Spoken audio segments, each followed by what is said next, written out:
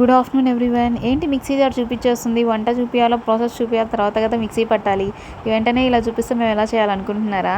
కానీ ఇది వంట ప్రాసెస్ కాదండి. మేమైతే తిరుమల వెళ్తున్నాము.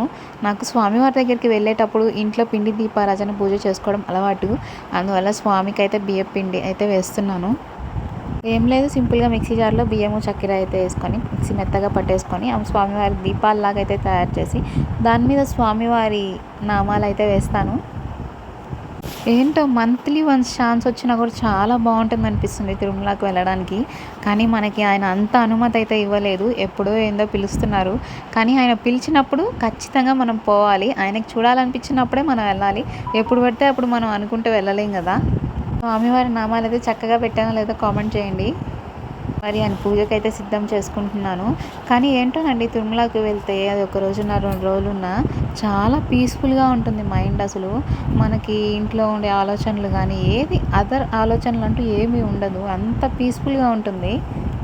ఏంటో కానీ ఆయన దగ్గర అంత మాయ, అసలు అర్థమే కాదు. అక్కడికి వెళ్ళడమే ఉన్న ఆలోచనలన్నీ పోయినట్టుంటాయి అసలు. మా ఇంట్లో అయితే చాలా పెద్ద పటం అయితే ఉందండి వెంకటేశ్వర స్వామిది. మరి మా స్వామి ఎలా ఉన్నారో ఖచ్చితంగా కామెంట్ చేసి చెప్పండి.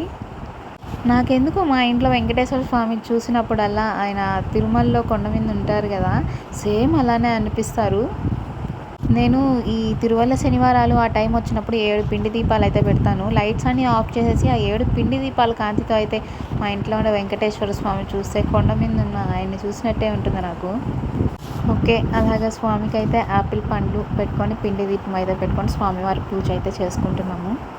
ఏ ఆటంకం లేకుండా స్వామివారి దగ్గరికి వెళ్ళి క్షేమంగా దర్శనం చేసుకొని క్షేమంగా ఇంటికి రావాలి. అదైతే నేను స్వామివారిని కోరుకుంటున్నాను. ఈ మధ్య అయితే బయట పరిస్థితులు బాగలేవు కదా. స్వామివారి దగ్గరికి వెళ్ళి చెప్పాల్సిన మాట అందరూ బాగుండాలి అనే చెప్పుకోవాలి. అంటే మన గురించి మనం ఆలోచించకూడదు కదా, అందరూ బాగుండాలి అని చెప్పుకోవాలి. ఓకే అండి, ఈ స్వామివారి బ్లెస్సింగ్స్ కూడా మీ అందరికీ ఉండాలని కోరుకుంటున్నాను. మరి వీడియో నచ్చినట్టయితే లైక్ అండ్ సబ్స్క్రైబ్.